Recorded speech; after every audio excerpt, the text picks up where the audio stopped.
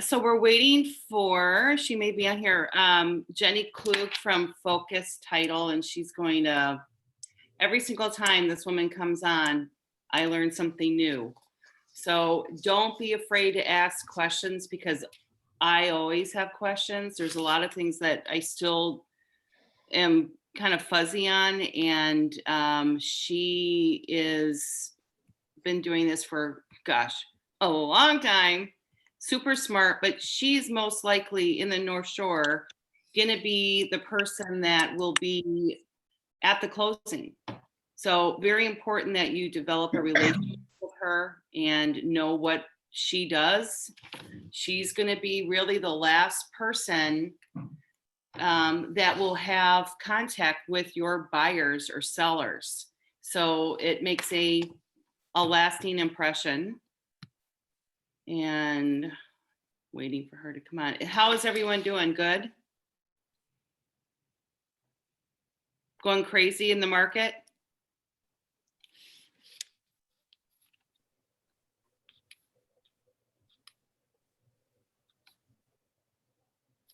Okay. I can't. Connie's having trouble. I know Connie's having trouble.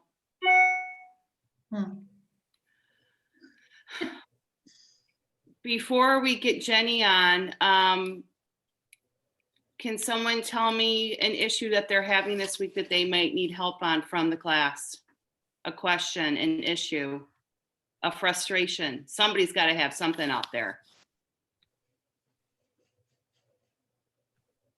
Got I my know Jennifer. first. What? Who? Got what? Got my first AO in the first Woo! 10 days or so. That was really exciting. Awesome. All right. So tell us about it. How did that happen? Where did you meet this person? The buyer was a family friend, so I was able to walk right into it, which was Perfect. so nice for my first one. Yep. And then it's a FSBO, which has been frustrating for a first time, to say the least. Yeah. It's a lot of hand holding, but at the same time, it's a lot of experience too. So I get to see both sides of it, really. You probably ended up doing both sides of that deal. I basically am. Yeah. And so and there's some things in the contract I was like, if you scheduled the well and water test, and she was like, I didn't know I had to do that. So I can tell that she didn't even read everything, but it's a condo and they do it regularly. So we can kind of just use their test, thankfully. Oh, is it a shared well? Shared well, yeah. Yeah. Oh boy, So, that's great. Where was it, Charlie? It's right by Oriole Lane in Mequon. The condos, there's that kind of lake right off the Milwaukee River. Yeah.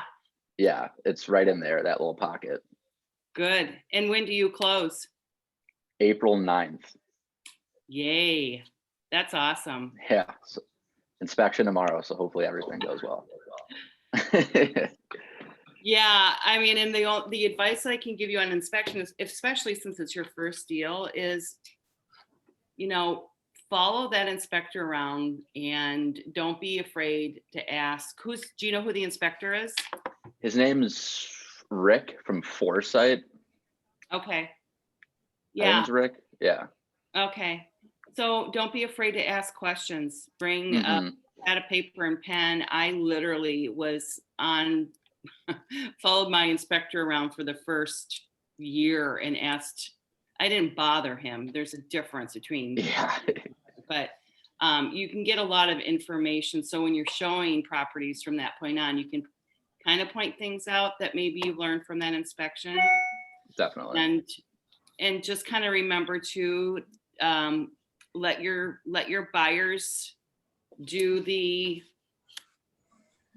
list of things that they would like to have done on the home inspection amendment. It's really easy because you kind of want to prove to them that you're knowledgeable and you're out there to serve them. But, I always wait for them to come with their list, and then I kind of go through that with them and what's really a win and what's not. So right. That's exciting. Awesome. Yeah, thank you. I don't see, let me see if I see Jennifer. Yeah, somebody, Leanne, LA just said condos are a piece of cake compared to anything else. Yeah, you've got that right. That is for sure. I think duplexes are harder, for sure, one of the hardest. Anyone else? Anyone have a win, a struggle, a celebration? Anyone get an accepted offer over the weekend, over the week? Oh, Laura did. Laura, tell us about it. This couple is a couple that's moving from DC to Milwaukee. They were here over the holidays for quite a while, and I showed them several high-end condos on the east side and the lower east side, and we lost out on one in Breakwater, and they went back, kept looking, and I previewed something last Friday, brought her daughter out from Chicago on Saturday, and had an accepted offer on Sunday. So it was very exciting. And Laura, what was the price tag on that little condo? Well, it's under the list price was $985. Wow. That's amazing. It's beautiful. It's absolutely beautiful. So we have inspection on Monday, but I don't anticipate anything. It's just for fun. And she wasn't going to come out for it, but now she's coming out for it. So she'll be here on Monday. So that'll be nice. Oh, that's exciting. It's nice to see what you're buying in person. Yeah, it is. It is kind of nice. I think the one thing that I've noticed that comes up with condos for me, not all the time, but a lot of the times, are the windows. Mm-hmm. Yeah, the broken seals, that seems to be an ongoing thing. That is an ongoing issue. You know, and I did have a really great conversation with Sarah Oberbrunner. I called her because I have quite a lot of condo people now, and she's such an expert on condos. So we had a great conversation, and she kind of gave me the nitty gritty on buildings around the city. Super helpful. So I created a document for myself and to refer to. Because there's some have litigation, some have window problems, some have balcony problems. Yes. Nancy Meeks and Katie Falk are also major condo queens. I mean, we call them the condo queens. If you ever go on a pontoon tour with Katie Falk, it is mouth dropping. She knows everything about every single condo because she had her hand in something of that. So she's amazing. I'm looking to see if we see. Janine, can you hear us?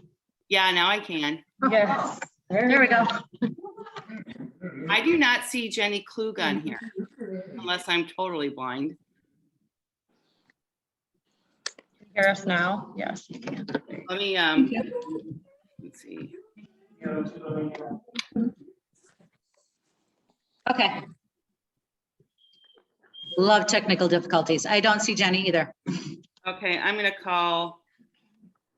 So, hey, Janine, one of the things that we were talking about here, I have 6 in person here. Woo -hoo. It's nice to have friends. We were talking about going with buyers. What are we doing so people, A, don't jump off a bridge, B, we're not alcoholics, and C, nobody's committing suicide when they're trying to buy a house? I know I'm a little extreme, but. I had an aha moment 2 days ago. I reached out to my MAPS coach and I said, do you know of anyone, and she does, of course, that gives exemplary service to their clients, especially during this pandemic on the buyer side? Yes. What are they doing that's going above and beyond? Because let's be honest, we're going to lose more than we're going to win. Yes. So, and that's just the facts. So I called this gal and she's out in San Diego, and the market is tougher there, believe it or not, than it is here. Where is she? She's in San Diego. Okay. Okay. I mean, I think everybody's selling in San Diego. Yep. So I talked to her for a while and she said, of course, it's sitting down with the buyer and literally saying, we may be writing on 10 properties and you're not going to get them. So it's setting up the expectation that you may not win. She doesn't feel comfortable giving the house away as far as, waiving certain items for the buyer. She's very conservative in that regard. But this is what she does. I love it. She said the first offer that they lose, she sends them cookies. Oh, Congratulations on your first loss. And she said the second, the second loss is a gift card to Starbucks. Congratulations on your, she said, instead of making it such a negative thing, she's turned it into a positive thing. And these buyers have kept with her for the entirety of this shortage. And when they do get that accepted offer, there's just even more celebration. So she said, basically, we're celebrating the losses. And okay. I love that frame of mind. I thought I would share it with the class because I'm like, yeah, it's going to happen. Yep. Well, and we were just talking, one of the agents in here, her buyer's friends who's working with another agent called and said, so the house that we looked at got 48 offers. And so Bethany had said, do we have to tell buyers this? Can we just stop? Oh, I'm calling Mandy. Hold on a second. I mean. It's like making them give up before they start. Yes. Yes. You're gonna win. You will get one sooner, maybe later than sooner, but to stay in the game. And you do learn as we learn with every offer that we write. And keep in mind your buyers' expectations and what they can afford. Don't push your buyers so they can't eat when they purchase this house. I have a few first-time home buyers, and we have to have an appraisal. We have to. We can write over because they're qualified for it, but we have to have an appraisal. They do not have the extra $20,000 to bring to the closing table if it doesn't appraise out. So, if we lose because of that, it's okay. And we've had multiple discussions on it, just saying, there are some things that there's nothing we can do. I know you were in love with this house, but another thing is they have very high expectations, and we're going to have a little sit down pretty soon and say, at your price range, to have everything totally new and updated and, to look like Joanna Gaines came and put her little personal touch on everything, which is what they want at $400,000, which really, really breaks my heart, because at 300, you should be able to get a decent house. And right now, just with the way everything is going, if you're not, I don't even know the number.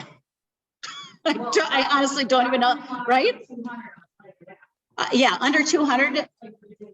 I know, I have 3 of them, and these are down in Whitewater and Janesville though, so thank goodness, Oh, So- Jen said she's doing productivity at 9:30, so that's fine. Okay. Okay, Yeah. no worries. Connie, That's good. Yep, yes. Connie, what was your answer on that? Do we have to disclose how many offers went in on a property to the buyers? You No. don't have to, Okay, you Um, don't have to disclose. I was doing an open house over the weekend, and a gal, a mom and her daughter came in, and they really liked it. And I said, we're presenting offers for the seller's request Sunday at 5:00. And she goes, oh, I am not anywhere near ready to write an offer on this property. We live in a, blah, blah, blah. Okay, fine. So of course we get an accepted offer. So Sunday night or Monday night, this woman texts me and she said, as I assumed and as I see, you have an accepted offer. Could you please share me the details of that offer? Oh yeah, let me do that right now for you. I mean, she didn't know. She just thought, oh yeah, of course. I just said, I am sorry, I can't. When it closes, I can, obviously share with you and you probably won't see it right away, what the closing price is. So I am going to role play with Connie the open house script that I do every single open house. It works. I have dialed it down even more, so it's less verbiage. But I'm going to tell you basically how I will do an open house. Everyone is different, you guys. The main objective of an open house is to get a buyer and get a seller. Sellers are out there shopping for agents.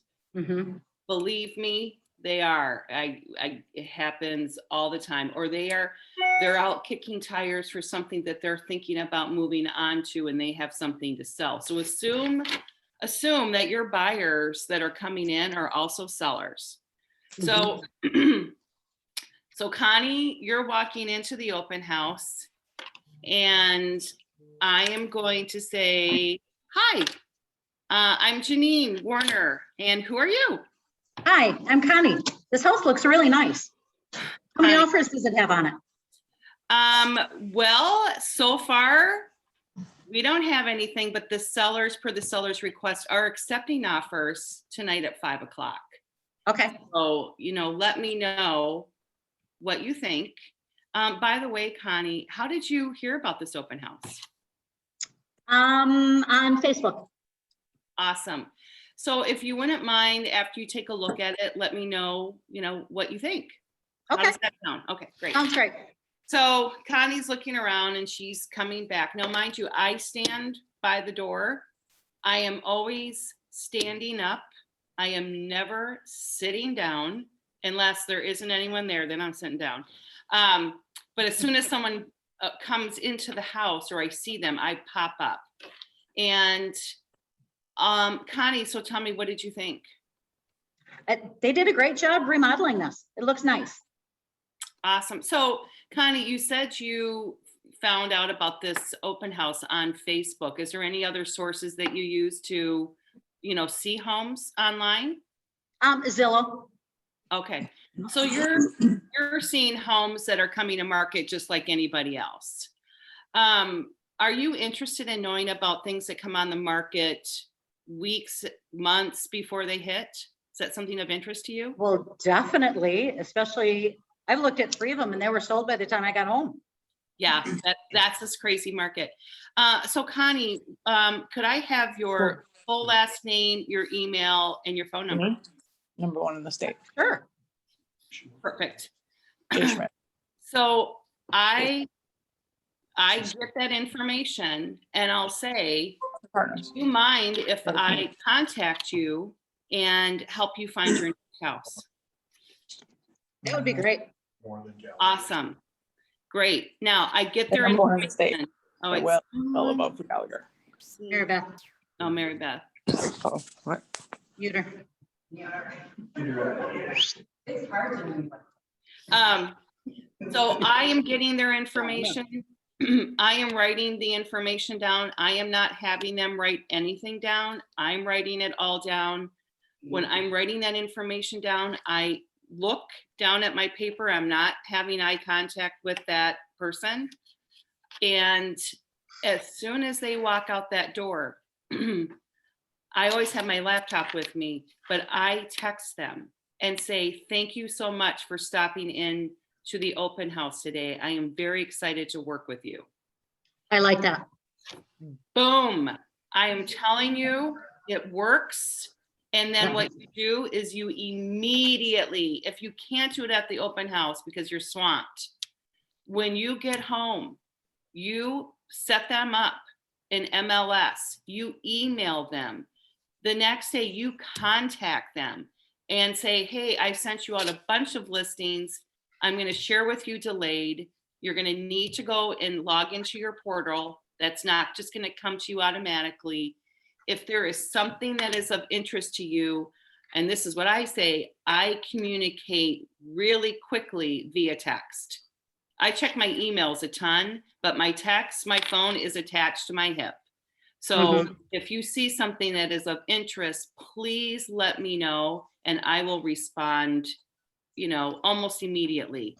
And make sure you do, you guys. You can't wait until the end of the day to respond to somebody. This is now your friend / enemy.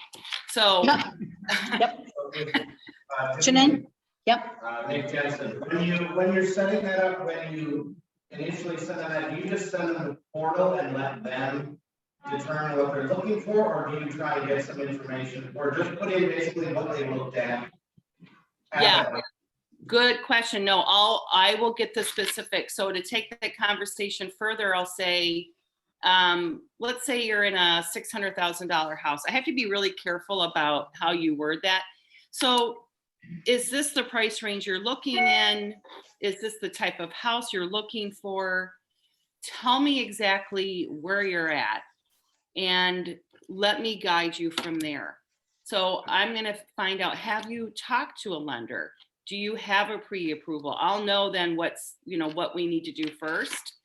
And, you know, then I'll say, I'm going to set you up in these parameters, but I highly suggest you call a local lender and let's get that straightened out right away, because this is such a competitive market that, you know, having that piece of paper from a local lender is going to be a benefit to you. So already you're educating them. They're already wanting information from you.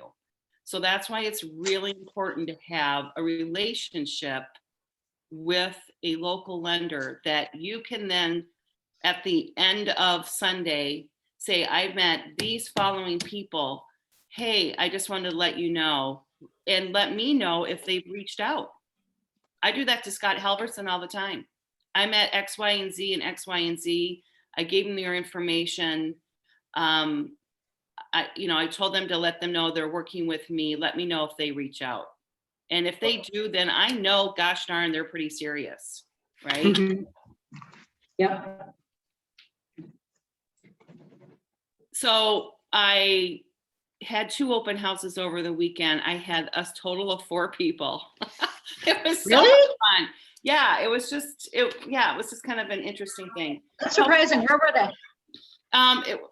It was on Lake Drive. It was a condo.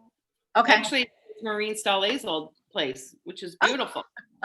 But it's specific, and regardless, every single person that came in, though, those 4 people, I was able to pick up as potential clients. Nice. It doesn't matter the amount of people. I have been swamped at open houses where I'll have 30 people and I have gotten zilch because they're working with somebody or I was too busy to engage. So use your time wisely, use your time wisely. So that's what I feel as though is the best way to get information and to obtain, turning a customer into a client. Well, and I think a real important part of this is not, and Janine and I have discussed this numerous times, don't look them in the eye. Look at your paper, write it down, and when they're saying things, repeat it back to them, get the correct spelling, because if they write it down, there's a lot of people with very poor penmanship. And sometimes you can't tell the difference between E and an I. And then when you send your emails, it just doesn't go through. They put funky little lines through their 7s that you can't tell if it's a 4 or a 7, there's so many different things. So if you repeat it back to them and you're concentrating on that paper, they don't ask other questions in between. Yeah. So. So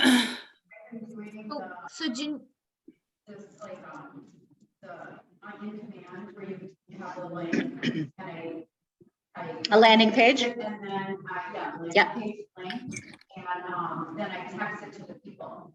So Yep. that they're that information right away. So another way to get information and to send it out is setting up a landing page through command. Yep. And once you send that text out, it automatically puts them into your contacts, which is really nice. And all of that is good. The most important thing is you can set them up in Command, you can set them up in MLS, you can do all of that. But what is the most important thing to do with that information? Get it into your contacts.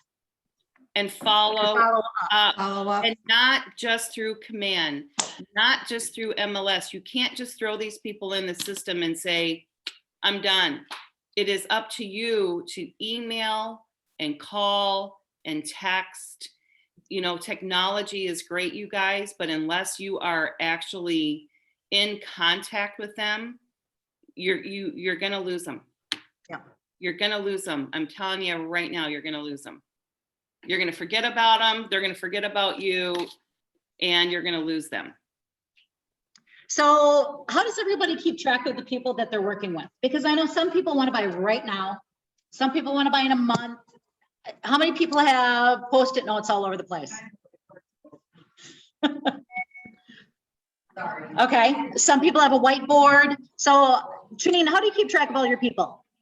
I actually just I create my own little spreadsheet and I categorize my buyers and my sellers, A, B, and C. Okay, And I also keep them on my whiteboard in my office. Yep. So every day I go in there, I look at it and go, oh, all right, I need to follow up with this person. Yep. And then I roll it over from the year before, because you are going to be working with clients that you met 2 years ago and you're going to think they're never going to do anything. If you keep in touch with them, they're going to do something. And if you are in front of them, they're going to do something with you. So I have a little spreadsheet. I put all of their data, all of their wants and needs. They're already set up in MLS. I know how they communicate. I have that in there, email, text, phone call, whatever that is, their timeline, if they've been pre-approved, and I look at it every single day. yeah. So everybody should have some sort of a spreadsheet and keep everything on here and everybody, because like Janine said, you will have somebody who is going to sell. Well, not yet. We're redoing the bathroom. 6 months later, well, the bathroom's not done yet. 6 months later, well, now we're painting the bedroom. Now we're doing this. And I actually have a listing coming up. I am not sure when, but 2 years ago, I was going to list it. It's still not listed, but I touch base with them every 2 to 3 months. And I'm going to get it. But Yeah. it's been 2 years. And after 2 years, I'm telling you, I would have totally forgotten about them. And all of a sudden I'll look at my things and I'm like, oh yeah, I have to call Carrie again because I haven't talked to her in a couple of months, and maybe they finally finished painting that bedroom. Because some people just take longer to get things done and get things ready. And at first it was because they had a brand new baby. Well, that baby's 2, pretty soon they're gonna have another one, you know, and they're gonna need a bigger house quicker than, you know. But keep that list. And as Janine was saying, you can roll it over into the next year. So what I do is I take the top from 2020, I change it to 2021. I go through everybody, I touch base with everybody, and then I just keep adding to it. The ones that I closed last year, I take off. And when I close them, I put them to the top of the list. So hopefully as we go through the year, my top of the list is really, really heavy that I have to get into the bottom of the list. So, but keeping track of everybody, I think, is the hardest. And especially people with different Post-it notes and notebooks, use one notebook for everything. One notebook for everything. And once you guys have seen the red books floating around, does everybody know what the red book is? Okay. No. Red books are, when you cap, you get a red book. So everybody who's sold $3 million within a calendar year-ish, when you cap, you get a red book. I put everything in my red book and they last about a year. But what I do when I switch over to my next red book, I start in the beginning of last year's red book and I find people that I lost in my red book. And I feel terrible, especially when you go back and they bought somebody else or sold to somebody else. I need to kick my own butt on that one because it was my fault. I got a couple of pages ahead. I didn't transfer them onto my working sheet, is what I call my leads, my working sheet. And I forgot about them because even when I'm driving, I keep this next to me, pull to the side, write down a note, because somebody will say, oh yeah, I got a text yesterday. Somebody's moving here from Texas and they need a realtor. They don't have one. She's gonna reach out to you. Perfect.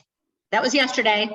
If she doesn't reach out today or tomorrow, I'm calling my friend back and I'm gonna say, can I have her phone number? Because I will get a hold of her. But I added her right to the list. She sells airplanes. She's got to have a pretty good budget, wouldn't you think? You would think, yeah.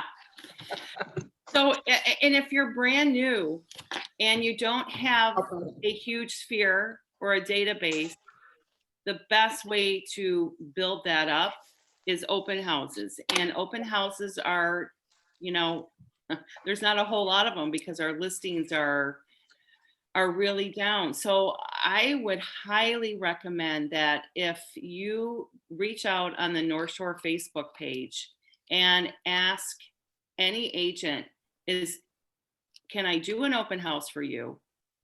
And B, are any of your listings vacant? Because then you can host those open houses anytime you want. It doesn't have to be a Saturday or Sunday. It could be all day Friday. It could be Thursday night from 4 to 6. Yeah, Thursday nights work good. They do.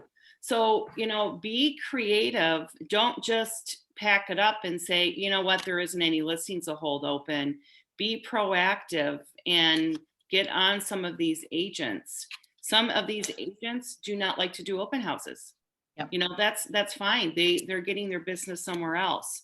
But that's where you're going to start to get your business, and then capturing that buyer when they walk in the door is extremely important. I personally do not follow anybody around in the open house. It's creepy. You leave them alone. And I really put on a smile, and I want them to see that I'm approachable and happy. You want to have, you know, an attractive personality. You want to dress for the part.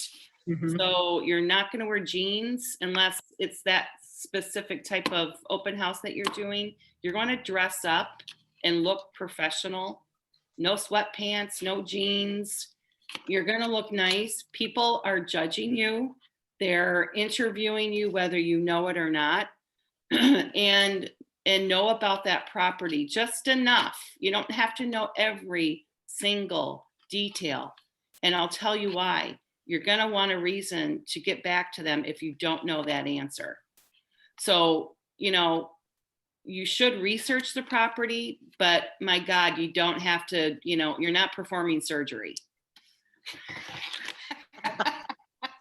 And it's okay if you don't know all the answers, because I've never met anyone that does. Yep. You're there to see, you're there to have fun.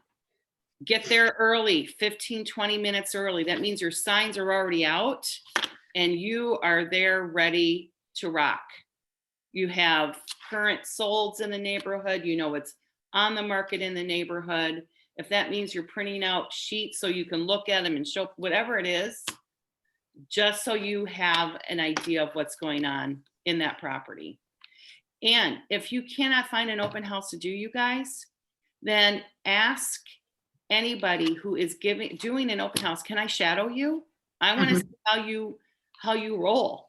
Or get in the car on Sunday and go to a bunch of open houses. See what other agents do, and you're going to learn from them and what works for you and what doesn't. All right. So, and if someone says to me, or I'll say, how did you find out about this open house? Oh, I'm working with Mary Jane. Awesome. Mary Jane is an amazing agent. Thank you. That's where it stops. Yep. You don't go any further from there. All right. So Jennifer cannot make it. So that's just fine. We can just keep rolling with questions, answers. I'm going to give you another great tip to get some sellers to list with you sooner than later. I sent out an email and I kind of like rambled through it at the very end last week about what our market's doing. And I've had two listings now because of this really random email that I sent out. And basically, it just stated, if you're thinking about moving in the next couple years, I would like to talk to you. And these are the reasons why. And the first thing I say is we have a pent up demand for real estate. We're at almost our all-time low for inventory. And because of that, sellers are seeing multiple offers on their property, and the terms are favorable for the seller as far as closing date, occupancy of the home. It's actually in your favor to list now. Number two is we don't know how long this is going to last. Yep. At some point in time, this market is going to shift. So again, it's in your benefit to think now before later. Number three, the interest rates are still under 3%, and a 15% mortgage is hovering about around 2%, giving buyers a lot more buying power than they've ever seen. This too will change. Mhm. And that's kind of where I left it. And if you have any questions or concerns, or if you'd like for me to come over and take a look at your property, I'm available 7 days a week. I would love to chat with you. And just that alone, even if I met them at an open house and I didn't even know if they were a buyer or a seller, it's just a conversation to have. So you can email that out like I did. Janine, what did you put on your heading for that? Thinking about moving. Think now,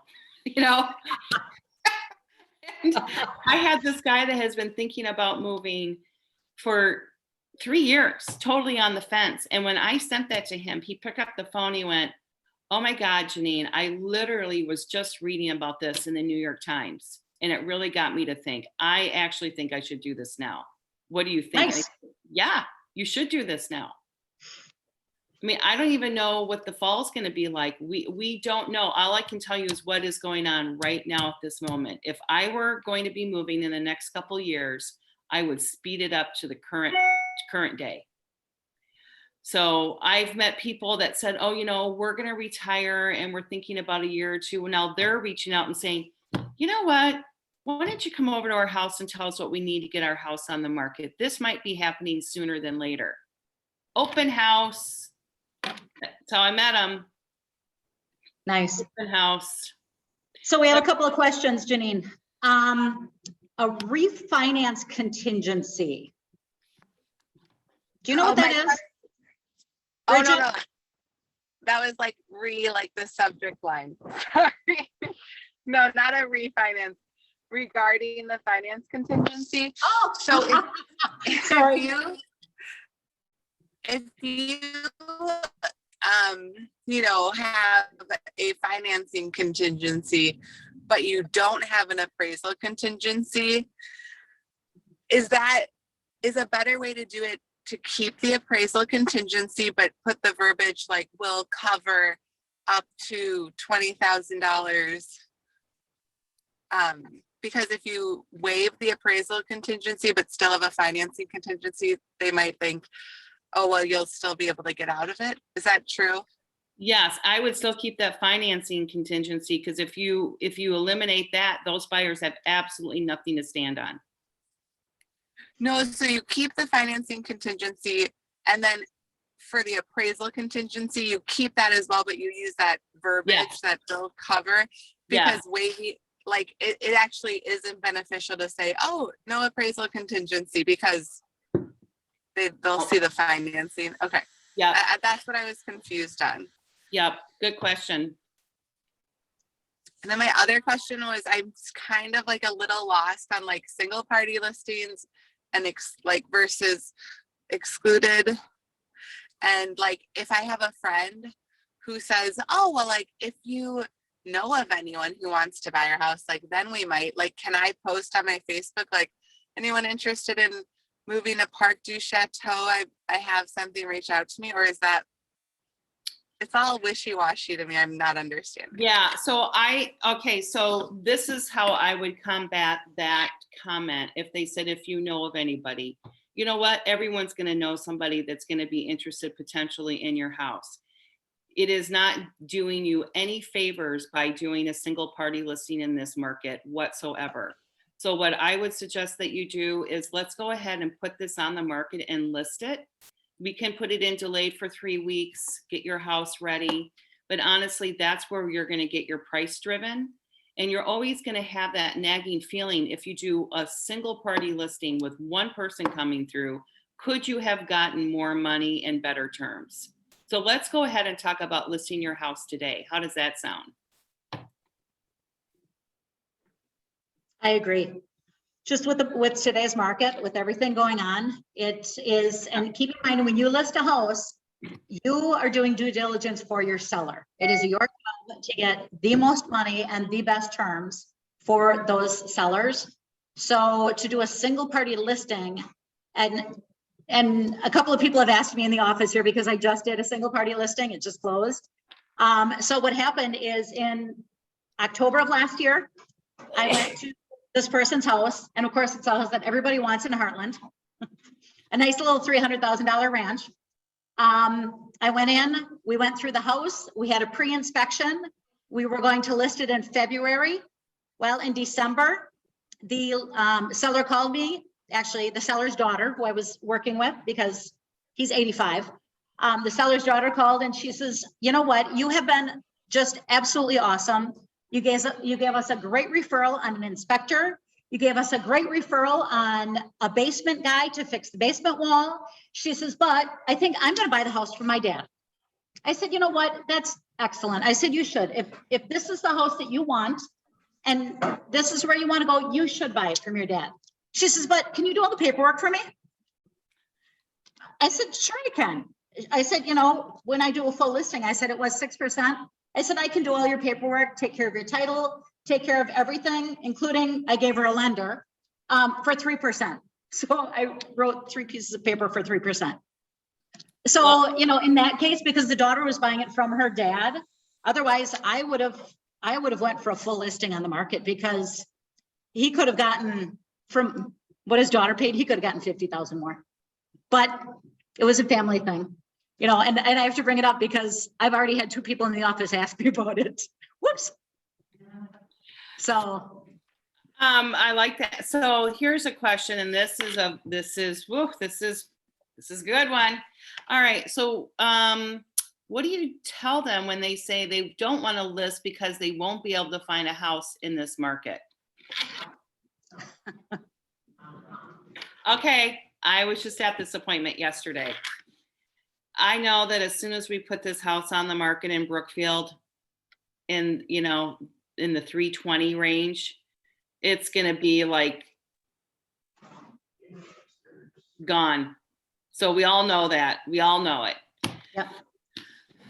All right. So I guess the first thing I said was, do you need to sell this house to buy a house? Yes, I have to. Okay. So the good news is, on your sell side, you're in a very good position. We're going to sell it at top dollar, multiple offers, and that's going to be a win for you. Now we know what's going to happen on the other side, right? Yes. So you have some options, and this is why it's really a win-win for you, Mrs. Seller. Because we have 3 weeks that we can put your house in, then 2 delayed, let's put that in delayed for 3 weeks, work behind the scenes to get your house ready, so on and so forth. But at that point in time, we're also going to be out there looking at properties. We're going to have an idea of where you want to go, what type of house or condo that you're looking for. So then we are ready.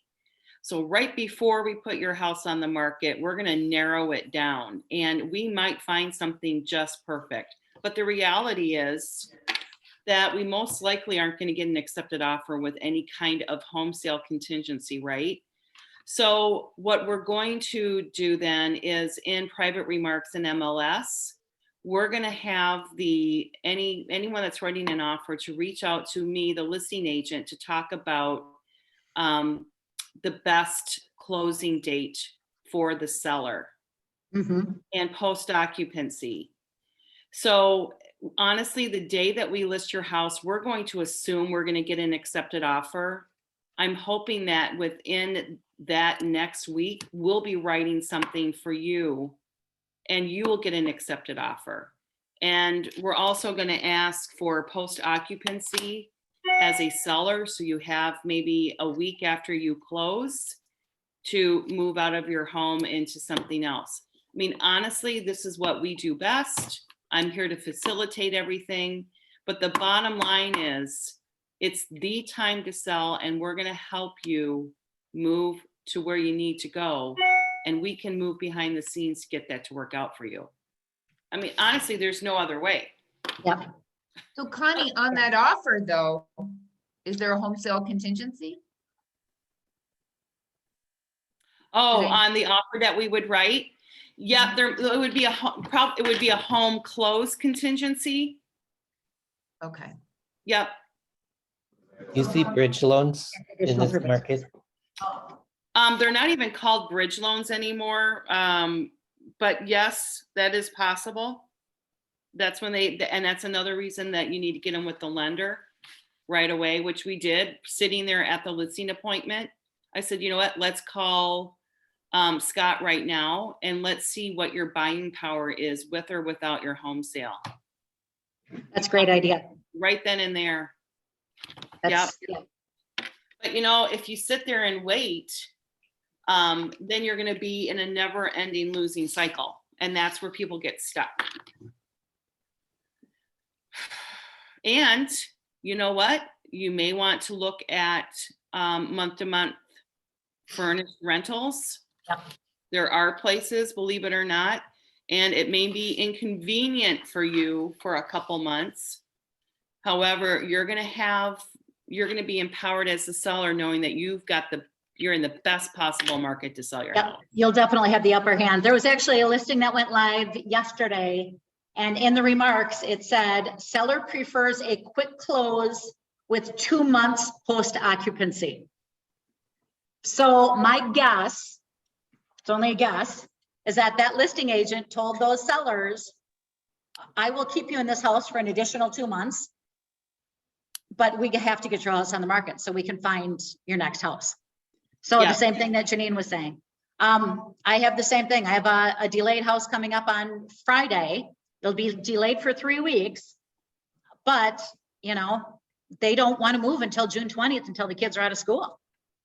But I got them on paper and we're going to get it going, because if I didn't get them on paper, there was 2 other realtors coming in. You know what? I actually had that situation with a buyer. She bought a house last fall out near West Bend, and there was a 2-month post occupancy. And my buyer was, you know, she's like, oh my gosh, I don't want to, you know, I don't want someone renting there. And I said, well, look, how many offers have we written that you've lost out on? If you're willing to do this, the seller's going to choose you because you're willing to do that. And she got the house. I Nice. love it. That's great, Mary Beth. Yeah, so remember that. I love that 2-month post occupancy. And right now, the sellers are in the driver's seat. Yep. So I'm actually going to go back to my seller and talk to her about that. See, we all learned something. This is a really good question from Teresa Brown. When and how do you decipher when to do a pre-inspection? Connie? I suggest a pre-inspection if it's an older house. When you're walking through, it's really good to know a little bit about a house. And I know when you first start, the best way to understand houses is go to an inspection. If you've never gone an inspection, please go with someone to an inspection. You will learn so many things. One of the #1 agents at Shore West out here in Oconomowoc is a good friend of mine. When she started selling real estate, and she'll even, I don't know if she'll admit it anymore, she didn't know the difference between a hot water heater and a furnace. Oh, whoa. Swear. But she's got a hell of her personality, and she was selling homes like crazy. And her first inspection, she said, she followed that inspector around and said, what's this? And what's this? And She didn't know the difference between a hot water heater and a furnace. So you can learn so many things. And when you're going through the house for your pre-listing appointment, if this is something that may possibly bring up some issues, or, do a pre-inspection. Pre-inspections can be shared with buyers agents, and especially with multiple offers, it may give somebody a little bit ease of mind that it was already inspected, especially if it's, a good inspector. Yeah, and I'll give you an example. So somebody that I know is struggling with possibly selling their house to a neighbor and off market. And I said, why, it might be good for you because for many reasons, but why do you think that that is so attractive to you? And this person said, because I have water in my basement and there's some other issues, and and he wants to buy it as is, and I just don't want to go through the hassle of any of it. And I said, okay, I can understand that, but what if some of these issues are really minor and you're thinking they're major? Wouldn't it behoove you to find out what is going on? Knowledge is power. And see if, what it would cost to fix these items, and then go back out and go out to the market and potentially sell your house for a lot more. But if that's not attractive to that person to do a pre-home inspection, then no. But there are some really bad eggs that I've walked into, and you have to call it per the situation. Typically, when I propose a pre-home inspection is if I can sense that there's going to be a lot of things coming up and the sellers may or may not be able to take care of them. So I say, let's get it out there so we know what we're dealing with and budget for what we can and cannot do. And then we'll disclose everything that has come up, and then the buyers can decide, how they would like to write their offer. Yep. Because once you give that power to the buyer, that seller's really not in the driver's seat anymore. So that's kind of what I do. And I don't have a lot of sellers who pre-home inspections, but once in a while, not a bad idea. Yep. A question about pre-occupancy. She has a closing on 3/11, but the buyer would like to move in on 3/6. My seller is not too comfortable with it. Don't do it. No, and Not do it. It is no. not their house. So how do I let the buyer's agent know that my seller's not too comfortable with it without offending anyone? The sellers aren't comfortable with it. Thank you so much. But they're not interested. You can just say they're not interested. Reason being is if they move into that house and this house doesn't close, the sellers have nothing to stand on because those buyers have already moved their things in, and there's been many lawsuits on this. So there will be no occupancy prior to closing. I never have. How about you, Janine? No. Okay, thank you. Yep. Yeah, I mean. No, and don't even let them, so. Don't even let them put things in the garage. I mean, I've had that, and that can be a can of worms, I mean, it's touchy, you have to be really careful. Well, keep in mind, yes. It's not their house. Yeah. It is not their house until they sign the papers, the money is transferred, and they have keys in hand. Yeah, what if Makes those potential buyers get in there and they find a bunch of stuff wrong, and then it's like, oh my God, that could just be, no, for so many reasons. No. Okay, good to know. And I don't literally worry got the email as we were in our meeting right now, so. just say Connie Cummings said no. Oh, great. Thanks.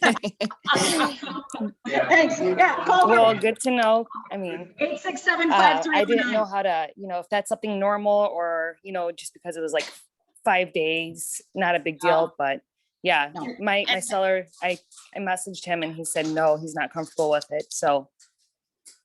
Yeah. And that's,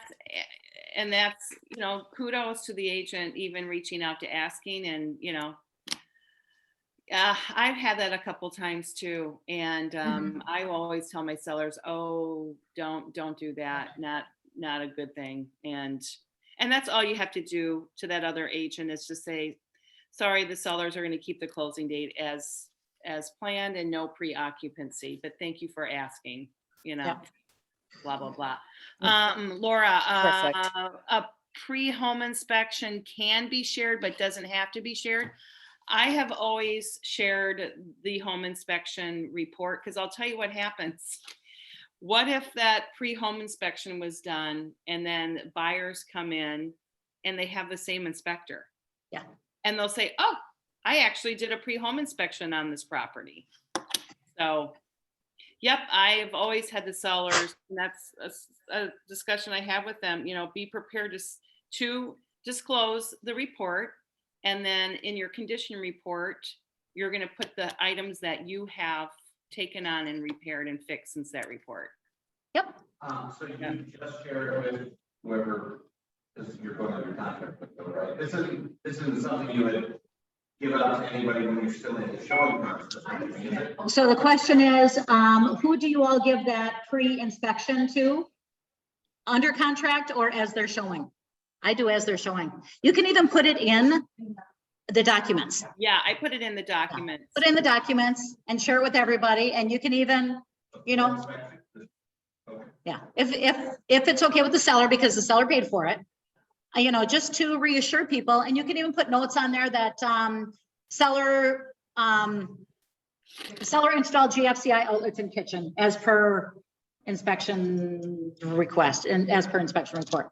Now you can put that in private remarks that the seller did make repairs. So everything is taken care of. So if you're having multiple offers and if the buyers are okay with that inspection report, that's one less contingency that you have to worry about. So it might be worth the, a pre-inspection will run you, yeah, $350 to $400. Right. And I would not suggest doing a radon because radon's going to vary from week to week, month to month. Yep. I just got an accepted offer on a listing and the listing agent sent me over in the offer. It was a radon contingency. She sent over a radon report from 2 years ago. And I went, thanks, but thanks. We're still doing, I thought it was kind of funny.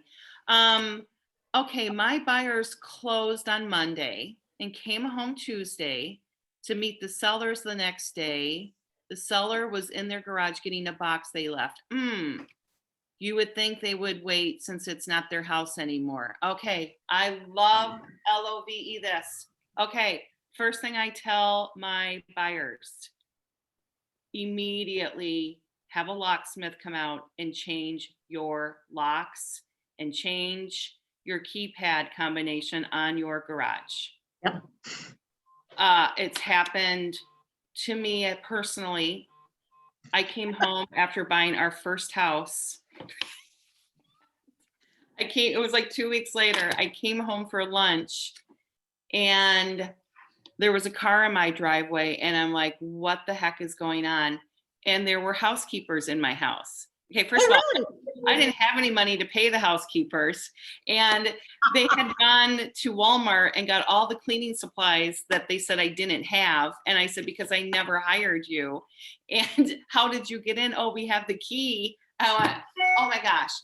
So tell everyone, you don't know how many neighbors have the key. You don't know how many kids have the garage code to get, whatever out. So you didn't know that your house came with cleaning ladies? It did for that one time. Oh my gosh, that's awesome. It was so funny. That is, and just a good little conversation to have with your buyers. Yeah. So did you pay them? I did. I felt horrible, and they did a really good job. And that was an argument that my husband and I have had for 34 years about people cleaning the house. Badge lock and key is coming out on Monday. Yep. So they're awesome. Okay, let's back up a little bit, Janine. We missed one. Yeah. After you set up a new buyer in MLS and begin developing a relationship, when do you work on your buyer agency conversation? So that's a really good question. I never have that on email. I never have that on text. I will have a phone conversation. So the gal that I met on Sunday at the open house, I texted her right away. She doesn't have an agent. I know what she's looking for. She's opened up my MLS. She's responded to my text. And I said, I texted her and said, I know you're super busy, but I really would like to have a sit down with you and kind of go over the buying process and how I work. Does Saturday at 9 work, or anytime Friday afternoon after 3? So I literally give them 2 choices, and they're going to fit my schedule. And that's when I will get that appointment. If they don't respond, which is going to happen, or if neither one of them work, then of course I'm going to move my schedule around.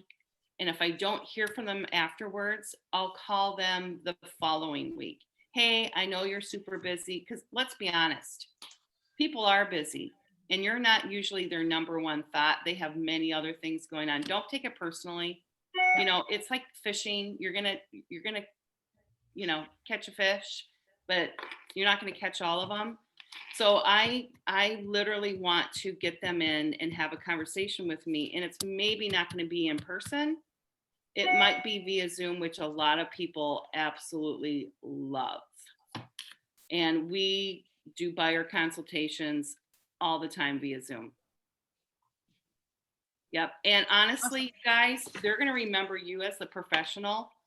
I had this happen a couple of weeks ago. This couple reached out to me. I use my open house script, same thing all the time. This couple texted me and said, we met you at an open house and we would like to work with you. I couldn't get their information at the open house. They wouldn't give it to me. So I kind of wrote them off. And I honestly didn't even know who they were. So I had to stalk them on Facebook. I'm like, I think I know who you are. Where did we meet? And we did a Zoom chat and getting them pre-approved. So just because they're not answering you, don't think that you're a loser. You're a winner. You're a winner. Can you guys role play that buyer agency conversation? Sure. Real quick. Connie, do you want me to be the agent or the buyer? I don't care. I totally didn't hear that. I apologize. Oh, do you want to role play the buyer? I'll tell you how I do it, and Connie's going to do it differently. So I'm Zooming with you right now, Connie, because we met at an open house, and you meet with me to kind of go over the buying process. So I'm going to have all of their data, where they want to go, when they want to go, what they're looking for, what their must-haves, so on and so forth. Connie, do you have a lender that you're working with, or do you need to get pre-approved? I'm already pre-approved. I've been going to the same bank forever. Awesome. And what bank is that? Waterstone Bank. Okay. Do you mind sending me over that latest pre-approval so I can have that in my data with you in your file? So when we do find something, Connie, I'm not going to have to ask for that. Oh yeah, no problem. Okay. So right there, I'm going to make sure that girl has it. All right. So Connie, I'm going to tell you how I work. And I'm so excited. I love working with buyers. This process is going to be fun. It's going to be a roller coaster, but I'm going to be attached to you through this entire process. It's going to be really like a short-term marriage, because we're going to see each other a lot. We're going to talk to each other a lot, and we're going to have fun. So how I work in the state of Wisconsin, I need to have buyer agency signed with you. And what that means is that I represent you as a client when walking through a home. If I don't have this document signed, Connie, then my fiduciary responsibility is to the seller, and I really can't give you my opinion on these homes and the prices, all the information that you're going to need to write an impactful offer. Does that mean that you tell the seller everything about me? I don't And tell what we can afford and everything? No, I don't tell the seller a thing. Oh. No, but you and I have together is private because you are my client. Oh. So this is a legal binding document. and I will send it over for you to sign and you can read it through, but I'm going to tell you this is a service agreement. And if any time before we put an offer on a home, you are unhappy with me, I am not returning your phone calls. I am not reaching out. I want you to let me know so we can have that discussion.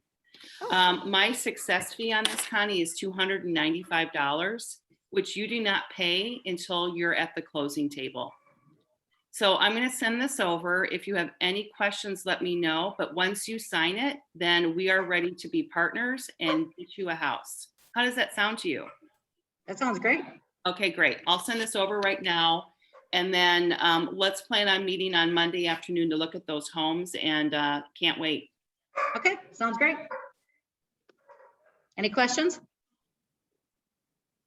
Practicing, yes. The success fee, and you know what? Practicing and role playing really is nice. It helps things roll off of your tongue a lot easier. And I always tell people also, know those contracts, because people will find the one line in there that you're not really comfortable with, and they'll ask you questions about it. So know your contracts, and know your contracts good enough that you can explain them upside down, literally. Because they'll probably be sitting across the table from you. You'll turn it their way and just go bullet point, and I explain everything going down. You don't have to read it line per line, but summarize that contract as you go through, whether it's your buyer agency, whether it's your offer to purchase, whether it's your listing contract, and especially your listing contract. Buyers will ask some pretty deep questions on it. And I summarize it and go through, and, you know, depending on their personality, they'll dig into one area a little bit stronger than the next. So know those contracts very well. Yep. Yep. I'll send an email with like bullet points of mine, well, this, mine, you know. That's a great idea. Money, multiple representation means, like, especially new home buyers. Yep. So what Bethany does is she sends an email out and bullet points the different areas that are checked and explains them in layman's terms, including what multiple representation is. And another thing that a lot of people will ask for buyer agency. Well, you know, I only want to spend $400,000 on a house. How come you have 300 to 450? You know, so explaining why we have, you know, the range of houses, not just the price that they want to purchase, because maybe it starts a little higher and we bring it down, or maybe we find something a little cheaper that you can put in new kitchen countertops, you know, and just explaining that range of things and why we do things a certain way. Earnest money is a big one. Yes, earnest money is a big one, especially with buyers, because they think it's over and above what they're purchasing it for. And we just take that time and explain that this is a part of your price for the house, and it will be turned into your down payment, but it is for, you know, your goodwill toward purchasing that house. Right. So it's not just about getting the buyer agency agreement signed. And honestly, I read the room. If they are people that are very anal retentive and they're going to go line by line, then I'm going to accommodate that, and you're going to know who they are immediately. Yes. If they're not, you're not going to go over that buyer agreement line by line with them. You have to read the room, you guys. Mm-hmm. You have to find out what kind of person they are and go with that, because they are going to have their eyes rolled in the back of their head and they are going to hate you. So yes. Honestly, you're going to lose them before you get them. So even though you might be an analytical type-minded person, don't assume that everybody else out there is. And if you're not an analytical aligned person, don't assume that everyone is not. So you need to adjust your behavior to the person that's sitting across the table. Period, the end. The information that you're going to give them is that this is a binding agreement, and without your signature, I cannot show you homes and give you my opinion. Yes. That is that. Also, it prevents you from going to work with another agent.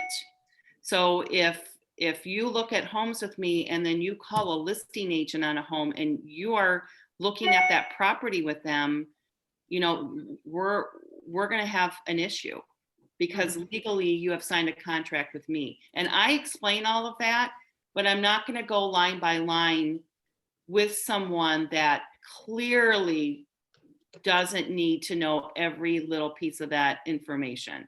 And with that buyer's consult, I have a home inspection report that I have blacked out all of the information. The front of the house picture is not there. And I send that over and I'll say, this is going to be our first downward hill on the roller coaster. Is something very similar to this. Read it and weep because I want you to get accustomed to what these houses are going to present to you, right? And then I will send them an amendment, everything blacked out. This is kind of what that looked like from this inspection report.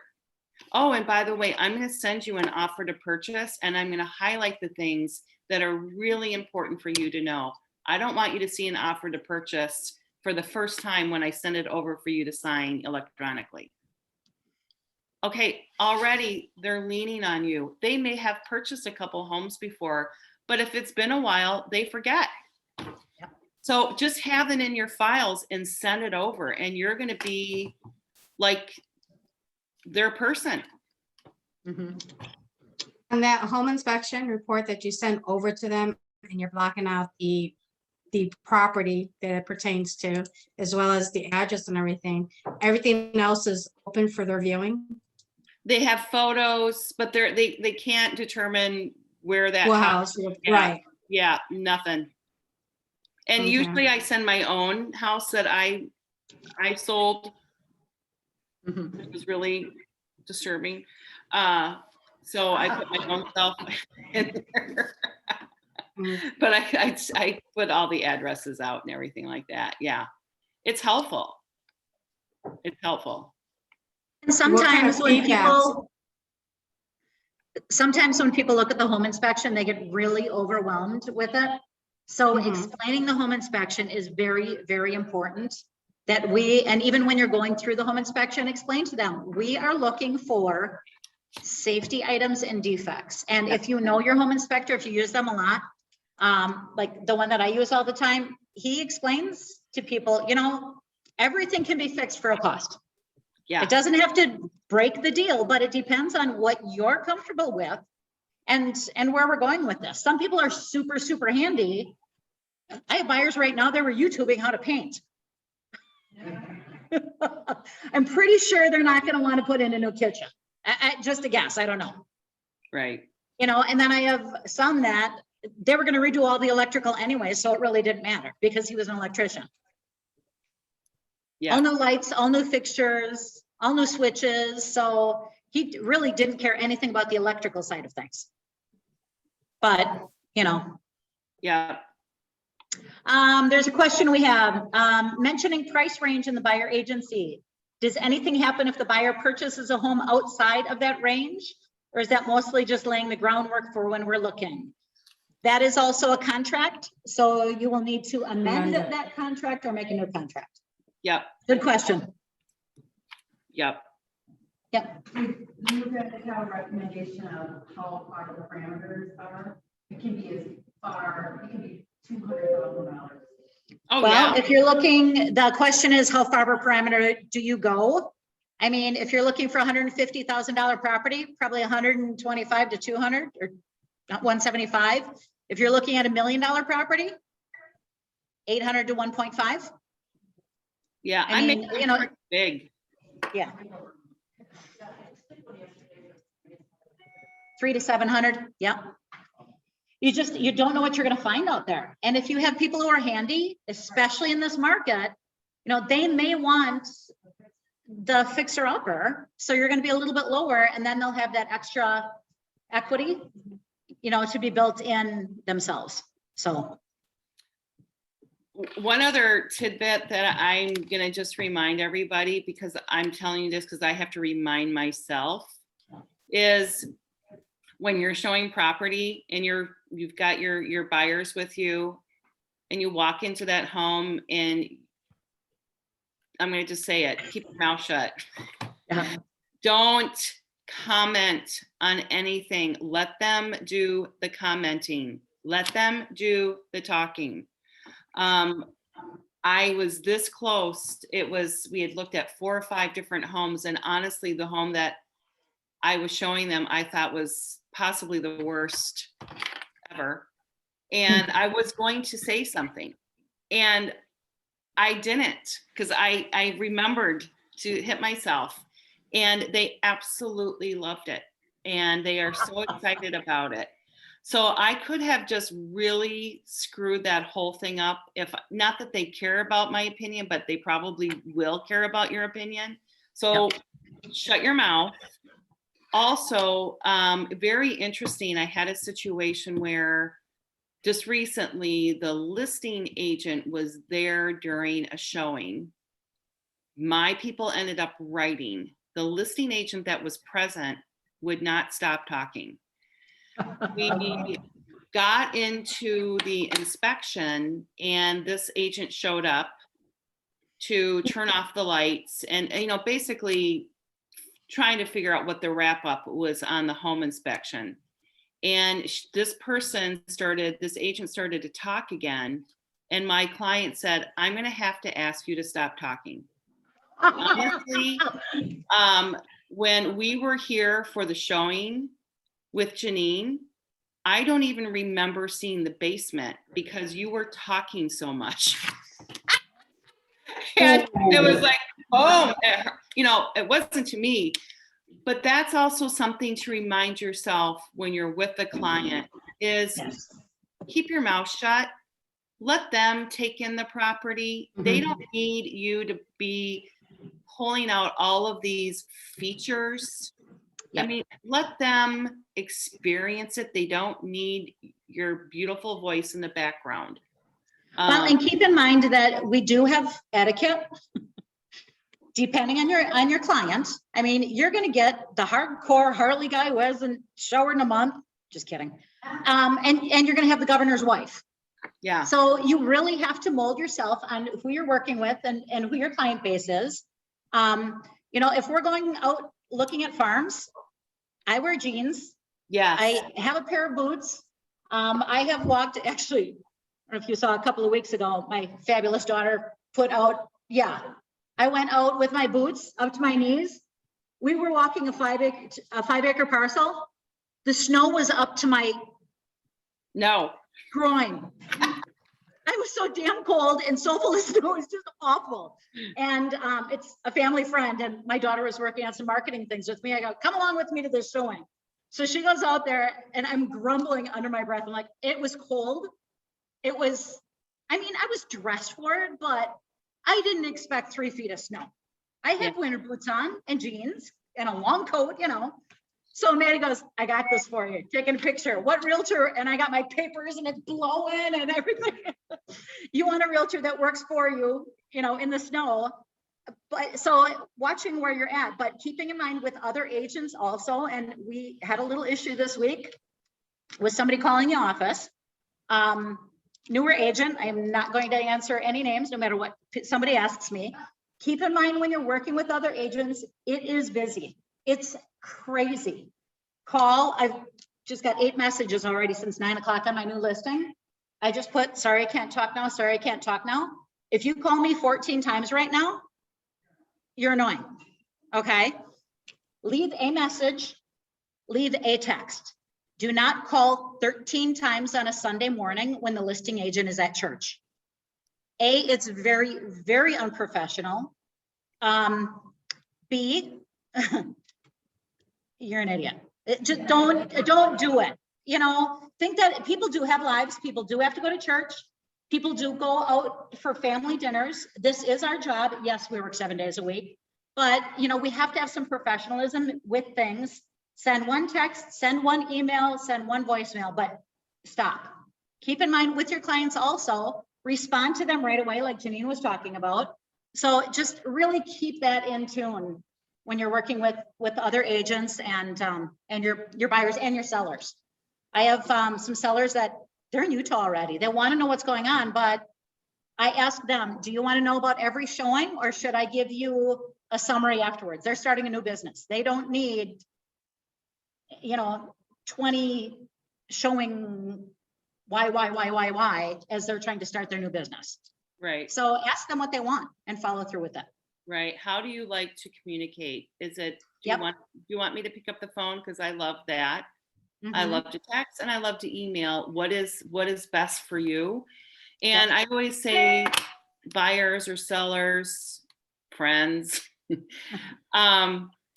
If I don't pick up the phone, if I don't respond to your text or email, it's because I physically cannot at that moment. But I see that you have reached out and I will get back to you. Yep. So if I'm on a listing appointment or if I'm working with buyers or I have, something else, I will call you back, especially if it's a 911. So I let them know that I'm available, but we all have our parameters, and that's really up to you to set your boundaries, and however that works for you will work for you, but you can get really burned out. The problem is that if someone can't get a hold of you as a new buyer and they want to see a property, they're going to find somebody that will show them that property. Yep. So if you guys can't, you need to find a buddy or two at KW that will help you out in need, because I'm going to tell you, you're going to have issues with people wanting to look at properties at the same time. Yeah. Or you're going away for the weekend. You need to have someone that you can 100% trust to help you when you're stepping out. Yep. And if you're going to be gone for, if you have a dinner or something, put it on your voicemail.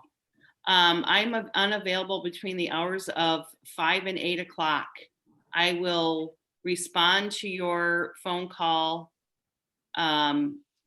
After that time, you can put in a away message on your email for just a couple hours so they aren't waiting. Have your text set up where it says, I will call you back at 8, whatever that is. Just have it set up so you don't feel so overwhelmed. I would like to hear from somebody in this class, or everybody, how and what they're doing for lead generation activities. And don't all do it at once. Yeah. Bethany is planning an event. What kind of an event? A celebrating our dogs event where I live. I have local dog businesses that are going to be having raffles, prizes, Awesome. stuff like that, and it's going to be a meet and greet. Yay, we love our dogs. We got us through the last year. Yep. She's doing a Let's Celebrate Our Dogs event. It's the Wag in the Ward. It's in she's calling it the Wag in the Ward, and she has talked to numerous businesses that are dog friendly, and they're doing raffles and giveaways, and she's going to sponsor it to appreciate the dogs that got us through COVID. Love it. Be creative. Be creative. Anybody else? So I've been going to Chamber of Commerce. Chamber of Commerce? And I was actually nominated to be on the board. So I was Nice. Nominated to be on the Chamber of Commerce? Yep. Awesome. How about some of you that are out in the audience here on Zoom? Let's hear from you. What are you doing to lead generate? I recently sent out a mailing to my neighborhood and a little extended from my neighborhood. And I am doing the awful, scary thing that I resist all the time. And I'm going to follow that up with door knocking. Probably this weekend, because it's going to be really nice. So that's something that's really held me back, because door knocking terrifies me. But I think because because inventory is so low. Yeah. And I know a lot of people are thinking about it. Most people are aware of this market. Yeah. So, I'm going to try that, see what happens. Good. And let us know what happens with that. Okay. Door knocking is very impactful. And if anything, it will teach you to get out of your comfort zone. And in this business, you're going to be out of your comfort zone pretty much every single day. So get used to it. I love door knocking. It's my favorite. I bring my dogs. I get a dog walk in and everybody likes a big fluffy dog, really. Until somebody asked me if I was a politician one day. Oh, yeah. That's awesome. And you know, honestly, when you're brand new, you should be trying every source of lead generation you can get your hands on for you to experience what you're good at. You may not even know what you're great at yet. It may surprise you. Once you get out of your comfort zone, you may find that what terrified you the most is actually what you are excelling in. And then from that point on, once you have been in business for a while, you are quickly going to find out what you're great at and what source of lead generation really works for you. And then that is going to be your one thing. You can pretty much forget just about everything else, believe it or not. That's how simple this business is. But in the beginning, you don't have that luxury. Sorry, I didn't. You do. I was doing everything I could possibly think of. And then I quickly learned what I do best, and that's really what I'm most comfortable with. And that's about it. So you're going to have to try everything, you guys, and find out what sticks with you. And that's just the way it is. I had, and I've shown this before, and I'll get out my piece of paper before we wrap up and with any questions. But first, I don't know, seminar, family reunion, I can't remember. Very, very successful agent. And he left a brokerage and was going to a new brokerage. And the owner of the company said, all right, so I need for you to do 6 open houses a month. And this agent said, I don't do open houses. I mean, I remember my jaw just like dropping at this point. I'm like, what is going on? And then this, the head of the brokerage said, all right, so I need for you to door knock at least 100 doors every single week. He's like, I don't door knock. All right, so I need for you to make 20 calls a day to your database. I don't do that. Now, mind you, he's been in the business for a while. He said, this is what I do. I host 4 client events at my house every year for my sphere and friends. And that is how I get 100% of my business. And I do very well at that. And that's all he does. Now, did he do all of this before? When he first started, he did. But now he's down to 4 events a year, and that's all he does.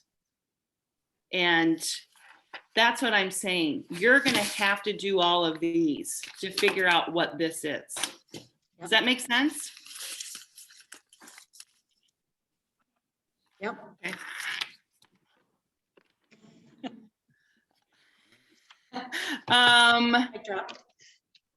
Let's see. I did a giveaway during the Super Bowl, but weekly I try to grocery shop in old neighborhoods and where I went to school, hopefully to run into someone. I love that.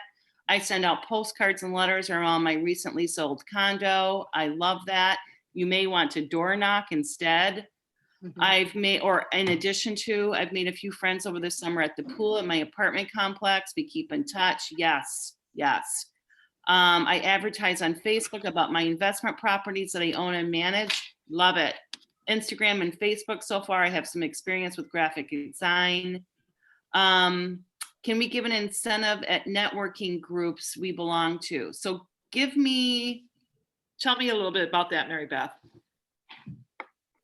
Well, I'm a part of like 3 different networking groups, and they ask for, you know, what do you have coming up this week or this month in your business? And I've always been reluctant because I don't ever really know what's could get me in trouble, right? Because we can't bribe people, right? Right. But can I give them like a credit towards staging? Can I offer that to people in my sphere? What are the parameters of that? And then people that give you referrals. What can you tell them? You can't pay them. That's illegal, but is there any kind of incentive for someone giving you a referral? Yeah, I don't give anything away like to a networking group. I don't offer that. I honestly, I feel like I'm the expert in my profession, and I know you'll have many other professions in your networking group, so I don't. I have a referral program that I do. So it's, you guys, it's so silly, and it took me years to figure this one out. I went to Target and I got $200 worth of Target gift cards in increments of $10. That's it.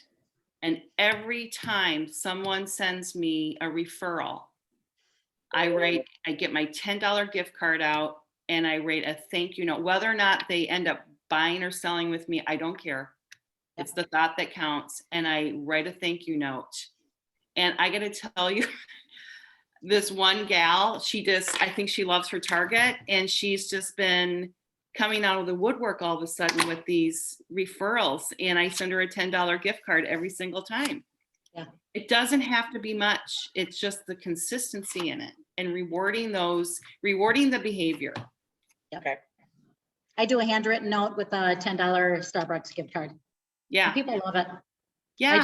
I went and bought a bunch of them. They're in the drawer of my office, and just a handwritten thank you is really, really important. Really when somebody sends you a important. referral.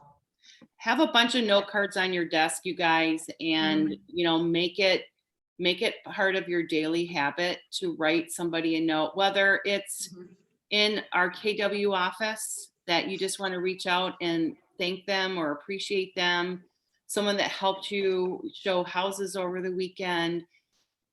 There's so many people to thank, and I think that is so contagious. Yeah, I agree. We're givers as people, and so I'm going to challenge everyone to think of one thing that they're going to do before next Thursday's class as far as lead generation, whether it's using that open house script, whether it's reaching out to people that may or may not be ready to sell, and calling them or emailing them about the market. See what happens, but be proactive. Set aside a time every single day in your calendar to do this. That is your most important job of the day, every day, is to lead generate. If you don't have that going for you, all this work that you're doing today, if you're working on an offer and you're going to home inspections, that's going to close. And what you're doing today is going to show up 3 months from now. And if you're not looking forward, you're not going to have anything in 3 months. I constantly wake up and I am unemployed. I put the fear of God in myself. I do. It's like, oh my God, I'm unemployed. What am I going to do today? How am I going to get a closing in 3 months? Seriously, I'm not kidding you. That's how I roll. I'm my own worst enemy, and I love it. I put the pressure on myself because no one else is going to do it for you. Yeah. Yeah, that's a good idea. Yeah. I'm Awesome, unemployed. awesome. So next week, you guys, we are going to have Jay Schmidt on our productivity class. So we're going to interview him, and then it's going to be open forum, asking anything you want to know and more about Jay. How's that? Awesome. Super excited. Any questions? Are we good? Come on. I gotta fly. Well, don't fly. Are you flying? Like, No, not until now. Not for a while. Okay, have an awesome week, everybody. go shadow open houses. If you don't have someone to shadow, get in the car and drive around on Saturday and Sunday and pop into open houses. See what your competition is doing or what they're not doing. You're going to learn from that too. I Perfect. have a question for you ladies. When you guys do promote an open house for another agent, can you help guide us on how to prepare for that? Such as what type of marketing, what should we do as promoting a listing for another agent? How do we go about doing that? You go dive into MLS, get all the information about the home, you contact that agent, find out everything there is to know about that property, get on your Facebook page or Instagram and tell them to come and visit you at your open house between whatever that time is, and own it. Own it. Okay, so pretty much just the marketing on Facebook and Instagram and so forth. There's nothing Yep. more other You than can that. Okay. email, you can email it to your database and invite everybody in your database to the open house. Yeah. Mhm. Okay. Make sure that you bring your own marketing material with you, and don't expect, or, a lot of this marketing material is flying off the shelf. There may not be any at that property. So make sure you bring your own with your face and your information on it, because that's your open house. Yep. Own it like a boss. Gotcha. Thank you. Perfect. All right, you guys, we'll see you next week, and lead generate, please. Think about Have a good what's going week. to happen in 3 months. Bye. Bye. Thank you. Thank you.